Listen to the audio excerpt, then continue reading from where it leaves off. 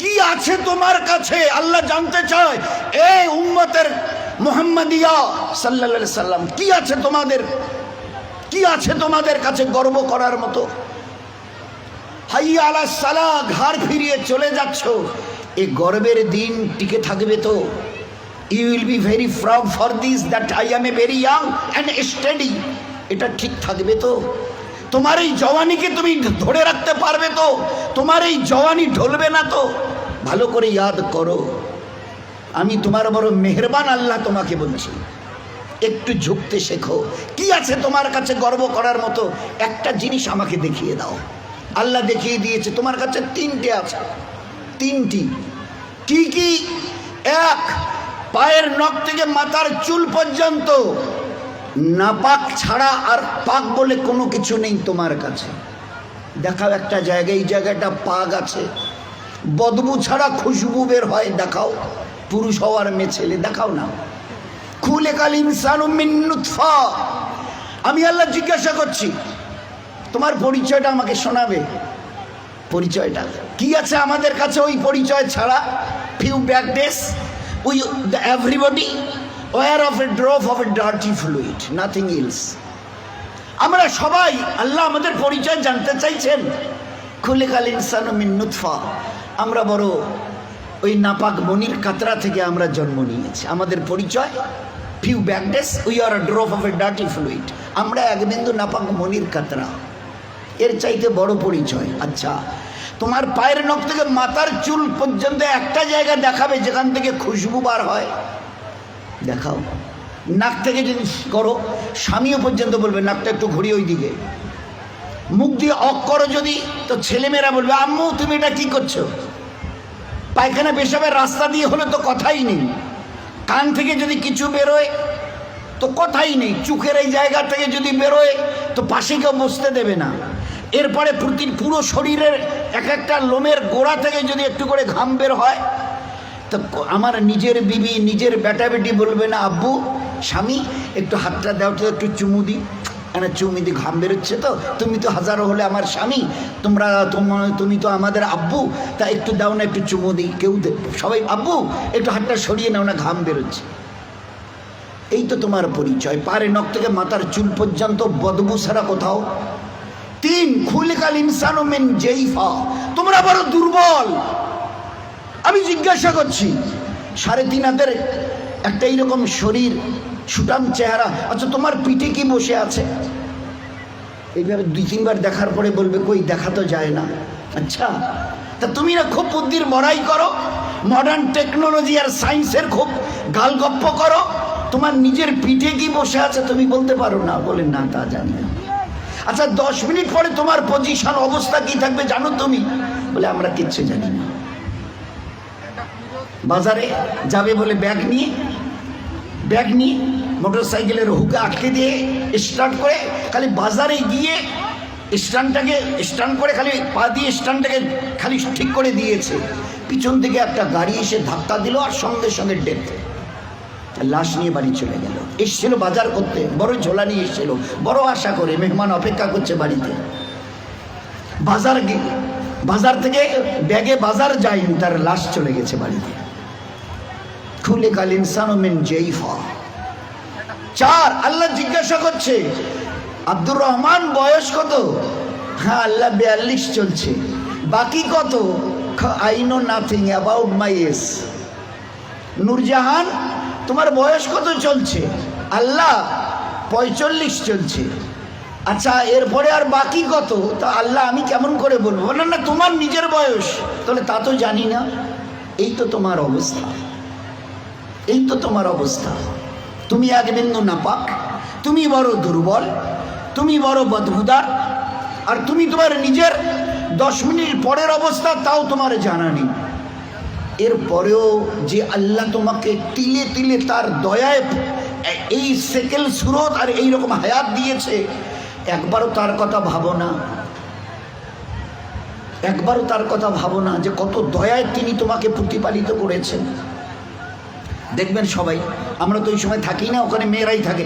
বাচ্চা যখন জন্ম নেয় না, তো যারা দাদি নানি চাচি যারা ওখানে ভিতরে থাকে, ও তারা এবারে বাচ্চা বের হবার পরে এবারে হাতটার নখগুলো ভালো করে দেখে টাকে, কান টানগুলো ঠিক আছে কিনা, সব কিছু চোখ টোকগুলো, হ্যাঁ ঠিক আছে গো, ঠিক আছে, খবর দাও, বাচ্চা ছেলে হয়েছে মেয়ে হয়েছে, ঠিক আছে, সব ঠিক হয়ে আছে, সব আছে, চোখ আছে, বুরু আছে, মাথায় চুল আছে, হাত পা ওর নখটুকু পর্যন্ত বেশ গুজিয়েছে। আচ্ছা, তো মুখে দাঁত কটা নেই কেন? কখনো ভেবেছ? এ জগতের ইনসান, ভেবেছো কখনো? সব বলছো ওকে, আচ্ছা দাঁত কটা যে নেই? আল্লাহ জবাব দিয়েছে তোমাকে বাঁচাবার জন্য। ওই সময় তোমার মুখে দাঁত কটা, যে আল্লাহ তোমার সব কিছু দিয়েছে, হাতের পায়ের নখ পর্যন্ত আছে, 2-4-5 দিন পরে কেটে দিতে হয়, সেখানে দাঁত কটা দিইনি কেন? তোমাকে বাঁচাবার জন্যে। আমাকে চেনো, আমি কত বড় মেহেরবান তোমার জন্যে। শুধু তোমাকে বাঁচানোর জন্যে তোমার মায়ের পেট থেকে বেরিয়ে আসার সময় তোমার মুখে দাঁত কটা দেয়নি। যদি দাঁত কটা পেতে না, তো মায়ের সিনার ওই নরম গোশে স্তনে কামড় দিয়ে দিয়ে ক্ষতবিক্ষত ঘা করতে, 3-4 দিন ওইভাবে ঘা তাজা হওয়ার পরে মায়ের চোখের সামনে তুমি তরপাতে, জবাই করা মুরগিকে যেভাবে তরপাতে দেখো, ওইভাবে মায়ের সামনে তরপাতে, আর তরপাতে তরপাতে মরে যেতে তুমি। তোমার মা একটাবার বুকে তুলে তার নিজের সিনা তোমার মুখে লাগাতো না, এই জন্য তুমি কামড় দিয়ে ঘা করে দিয়েছো। আমি বাঁচাবার জন্যে সব কিছু তোমার মায়ের পেটে বানিয়েছি, পুরো ফিগারের যা কিছু প্রয়োজন, each and everything has been given from myself, শুধুমাত্র except your teeth, তোমার দাঁত বাদ দিয়ে, যেখানে আমি তোমাকে আমার দয়ায় বাঁচাতে চাইছিলাম, ওই জন্য দাঁত কটা দিনই, নয়তো মায়ের স্তনকে কেটে ছিন্ন বিচ্ছিন্ন করতে, মায়ের চোখের সামনে তরপাতে তরপাতে তুমি মরে যেতে। একটাবার চিন্তা করেছো আমার কথা? তোমার প্রতি কত দয়া করেছি। ফের এই বাচ্চাটা হাদিসে পাকের মধ্যে এসে আস্তে আস্তে যখন বড় হয়, তার বুবুকে, ভাইকে, আব্বাকে কিছু খেতে দেখে, শব্দ এর কানে আসে, আমারও ওইরকম দাঁত থাকলে আমিও খেতাম। আল্লাহ বলে, হাদিসে পাকের কথা বলছে, আল্লাহ বলে তুই একটু সবর কর, সবর কর, কারণ এখন তোর অতটা হুশ আওয়াজ হয়নি, এখনই যদি দাঁত দিয়ে মায়ের স্থানে কাপড় দিবি, একটু সবর কর, এই 7-8 মাস 9 মাস 10 মাস হোক না, একটু যখন, তারপরে আমি দাঁত দেবো। গোস্তের ওই নরম জায়গা থেকে আস্তে করে বাবা মা সব খুশি, আম্মা তোমার নাতির দাঁত গজিয়েছে শুনেছ? আচ্ছা, 2টো দাঁত গজিয়েছে, তো উঠতে দেখে সবাই খুশি। আচ্ছা, কখনো ভেবেছ এই দাঁতটা বাড়তে বাড়তে এই পর্যন্ত বারবার পরে আর বাড়ে না? Why? What is the reason of it? Who will give the answer? Who will give the answer? Anybody else of this world? আছে কেউ দুনিয়াওয়ালা ও মডার্ন সায়েন্স মডার্ন টেকনোলজিওয়ালা এই দাঁতকে গজাতে থেকে খুশি হয়েছো? বাড়তে বাড়তে এই পর্যন্ত বেড়ে গেছে, তারপরে আর বাড়ে না। কোন দুনিয়ার মডার্ন টেকনোলজি এর পিছনে কাজ করেছে বলো? বলো না। দেখেছো আমার দয়া? তারপরেও যদি যেভাবে বাড়ছিল, যদি আর 6টা মাস বাড়তো না, তোমার নিজের চেহারা আয়নায় দেখলে তুমি একবার দেখে আটকে উঠে বেহুশ হয়ে মরে যেতে, অজ্ঞান হয়ে মরে যেতে। কি বিকট চেহারা! নিচের দাঁতগুলো বেড়ে গিয়ে এইরকম, উপরের দাঁতগুলো বেড়ে গিয়ে এইরকম হতো তোমার চেহারাটা, বিকট একটা চেহারা হতো। আমি ওটাকে কন্ট্রোল করেছি। এই বাচ্চা তখন 7-8-10 মাসের, 1 বছর 1.5 বছরের বাচ্চা দেখে দাদা কি যেন, ভাইজান যেন কি কর্মর করে চিবোচ্ছে, বুবু যেন কি একটা খাচ্ছে শক্ত মতো, আব্বু যেন কি একটা শক্ত মতো চিবোচ্ছে, শোনা যাচ্ছে। আসমান থেকে আওয়াজ আসে, তুই একটু সবর কর না, তোকে হালকা জিনিস খাওয়াবার জন্য যে দাঁতটা এখন দিয়েছে ওটার নাম হচ্ছে দুধ দাঁত, এর ক্যাপাসিটি কম, হালকা জিনিস চিবোতে পারবি, শক্ত জিনিস চিবোলে না ও দাঁত ভেঙে যাবে, তো তুই একটু সবর কর। ফের কদিন পরে একটা করে নড়া শুরু করে, আম্মু এ দাঁতটা নড়ছে, ফের একটা একটা করে 32 টাকা আমি ট্রান্সফার করি, ফের ওখান থেকে গজানো শুরু করি। এইবারে তুমি নিজের দাঁত দিয়ে যত শক্ত হাড় হোক, পেয়ারা হোক, যা কিছু মন চায় খুব কড়মড়িয়ে চিবিয়ে খাও, কোনো অসুবিধা হবে না। এত বড় দয়ার দান দেখেও তুমি একটাবার আমার সামনে ঝুঁকাবে না? আচ্ছা, আমার কাছে তোমাকে ফিরে আসতে হবে না? বলো বলো যে ফিরবে না, ফিরবে না। আজ তুমি আস্তিন গোটাও, লাল চোখ দেখাও, আমার জমিনে দর্প ভরে পা রেখে চলো। আচ্ছা, তোমার কি মনে হয় তুমি আমার সঙ্গে মোকাবেলায় আসবে? আসবে? তোমাকে সেজদা করতে না, না, ওসব আমাদের দ্বারা হবে না। হোয়াই হোয়াই হোয়াই, কি আছে তোমার কাছে গর্ব করার মতো? আর আমার সঙ্গে তুমি পাল্লা দেবে, মোকাবেলায় আসবে, কি আছে তোমার কাছে বলো না? এর মাস আজকের যেটা ফুলছে মাসল, এটাকে না আর এই দিকে ঝোলা মানে ফুলাতে পারবে না। শত চেষ্টা যদি করো তো উপরের দিকে নয় নিচের দিকে ঝুলে থাকবে। যে দাঁত আজকে কর্মড়িয়ে অন্যের দিকে লাল চোখ করে তাকাও, এই চোখ আজ বাদে কাল ঝাপসা হবে। এ দাঁত তোমার কাছ থেকে তোমাকে জিজ্ঞাসা না করে বিদায় নেবে। এ কালো চুল তোমাকে না বলে সাদা হবে।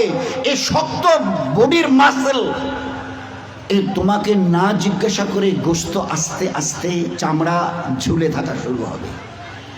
আমার কাছে কি তোমার কাছে আছে মোকাবেলা করার মতো? কিছুই আমি করব না, শুধু তোমার বয়সটুকুকে একটু যদি বাড়িয়ে দিই।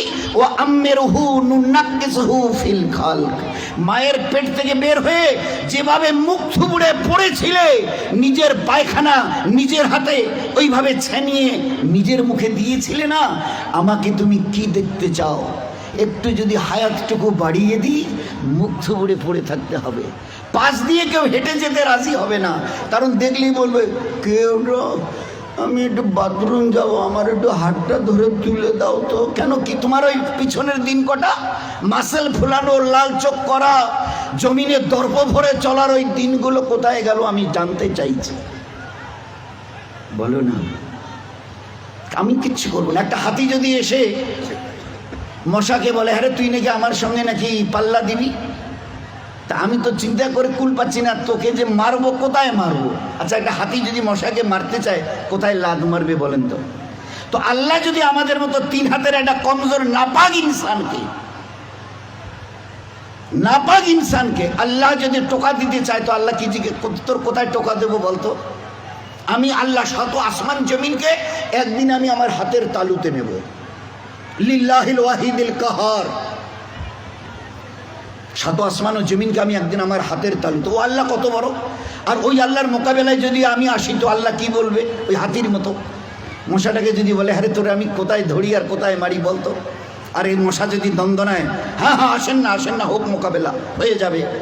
তো বলেন আজকের খুব চিন্তা করি, আমি যদি হায়াতটুকু বাড়িয়ে দিই, মুখ থুবড়ে পড়ে থাকবে আর নিজের হাতে পায়খানা ছানবে, পাশ দিয়ে কেউ যেতে রাজি হবে না। ওই দেখলে ডাকবে আসুতে মুখানা ধরো তো না, বাথরুম না বসি তুললো তো। কেন তোমার ওই দিনগুলো কোথায় গেল? এইরকম বুক ঠুকা দিনগুলো তোমার কোথায় গেল? দোস্ত, ও দিন আসবে, ফের দুনিয়া থেকে বিদায় নিয়ে খোদার কাছে ফিরে যেতে হবে। আল্লাহ কুল্লু নাফসিন যায়কাতুল মাউত সুম্মা ইলাইনা তুরজাউন। কে আছো দুনিয়ায়? ঝুপড়িওয়ালার কুরসিওয়ালা কে আছো যে আমার কাছে আসবে না? শেষ কথাটা অনুরোধের সঙ্গে, আমরা যত ভাই এখানে এসছি, প্যান্ডেলের ভিতরে বাইরে, আমাদের যত মা বোন ওখানে ভিতরে আছে, তারা সবাই একটা কথার উত্তর দেই, নিজের ইচ্ছায় আমি দুনিয়ায় এসেছি, কারো উপরে ভরসা করে নয়, ডিপেন্ড করে। আমি আমার নিজের ইচ্ছায় এসেছি। এরকম বলনেওয়ালা কারা কারা আছে একটু হাত তুলে দেখাবেন দয়া করে। আমরা পুরুষরা, আমাদের ওখানে পর্দার ভিতরের মা বোনেরা, আমি আমার নিজের ইচ্ছায় এসেছি, যেদিন আমার মন চাইবে আমি নিজের ইচ্ছায় যাব। আছে কেউ একথা বলনেওয়ালা দুনিয়ায় এরকম বাহাদুর? আমরা কেউ আসিনি, আমাদেরকে পাঠানো হয়েছে। উই হ্যাভ নট কাম, আমরা আসিনি, আমাদেরকে পাঠানো হয়েছে। আমরা ইচ্ছা করে যেতে চাইলে ইচ্ছা করে যেতেও পর্যন্ত পারবো না। তিনি যেদিন ডাক দেবেন আব্দুর রহমান আয়, তো শত সহস্র বাঁধনকে ছিন্ন করে চলে যেতে হবে। সকিনা রহিমা আয়, তো সমস্ত চোখের পানিকে ভাসিয়ে দিয়ে ওদেরকে চলে যেতে হবে। আমরা কেউ আসিনি, আমাদের পাঠানো হয়েছে। ওলামায়ে কেরাম বলেন, হ্যাঁ তুমি যদি বুক থেকে বলতে পারো আমি আমার নিজের ইচ্ছায় এসেছি, হ্যাঁ তুমি আল্লাহর অনুগত হবার কোনো প্রয়োজন নেই, আল্লাহর ইবাদত তোমার করার কোনো প্রয়োজন নেই। তুমি যখন নিজের ইচ্ছায় এসছো, যা তোমার মন চাইবে তুমি তা করে যাও। যদি বলো যে না, আমি আমার নিজের ইচ্ছায় তো আসিনি, আমার দয়ালু আল্লাহ আমাকে বড় মেহেরবানি করে মানুষ করে দুনিয়ায় পাঠিয়েছেন, হয় আমি পুরুষ অথবা মেয়ে ছেলে, আজ এই 20, 30, 40, 50 বছরের হায়াত আমার, এই যে এটা আমি পেয়েছি, এটাও আল্লাহ পাকের আমার বড় দয়া মেহেরবানি।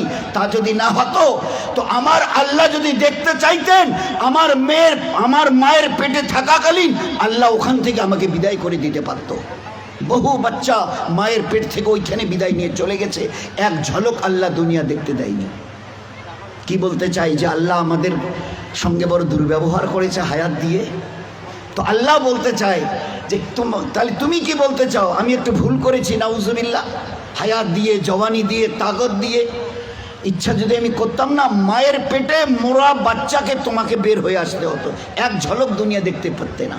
এই জন্যে আমরা যারা সাথী পুরুষরা আছি, আমরা যারা পর্দার ভিতরে মা বোনেরা আছি, একটু আল্লাহকে চিনতে চেষ্টা করি। আমরা আসিনি, দয়া করে আল্লাহ পাঠিয়েছে। যেতে চাইলেও নিজের ইচ্ছায় যেতে পারবো না, আল্লাহ যেদিন ডাক দেবে যেতে হবে।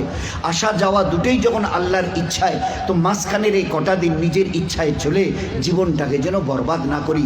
দুনিয়ার জীবনও বরবাদ হবে, আখেরাতের জীবনও বরবাদ হবে। বরবাদের লাস্ট কথাটা হলো এই, তুমি আমার ইবাদতকে ছেড়ে দাও, দুটো জিনিস তোমাকে আমি দেব। এক, যতদিন দুনিয়ায় বেঁচে থাকবে, চাहे পুরুষ হও অথবা মেয়ে ছেলে, আমার ইজ্জত জালালের কসম, দুনিয়ায় তোমার জীবন যাবে অশান্তির আগুনে জ্বলতে, মরণের পরে তোমার জীবন যাবে জাহান্নামের আগুনে জ্বলতে।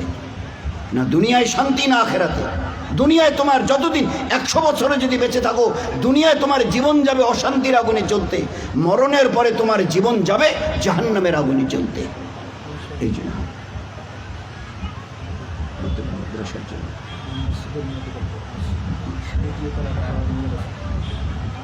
তো ভাই, এই জন্যে আমরা আমাদের মা বোনেরা একটু হুঁশ করে চলি। দুনিয়ার জীবন আল্লাহ তছনছ করে দেবে যদি তার ইবাদতকে ছেড়ে দিই। ওটা আল্লাহর কথা বলছে হাদিসে কুদসির।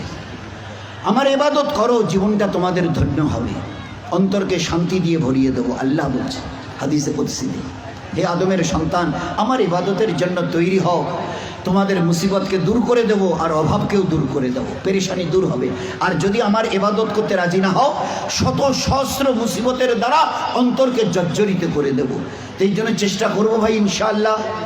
ও প্রথমের কথাটা মনে আছে, যে যত নিজের মাথাকে, পুরুষ অথবা মেয়ে ছেলে, আমরা আল্লাহর কাছে যতটা ঝুঁকাবো, তত বেশি আল্লাহ দুনিয়াতে ইজ্জতওয়ালা করবেন, আখেরাতে তার চাইতে লক্ষ কোটি গুণ বেশি আল্লাহ ইজ্জত দিয়ে 8টা জান্নাতের দরওয়াজা আমাদের জন্য খুলে দেবেন। চেষ্টা করবো ইনশাআল্লাহ ভাই, সবাই চেষ্টা করব।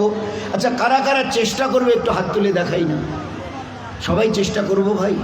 হ্যাঁ, আল্লাহ আমাদের সবাইকে তৌফিক দিকে।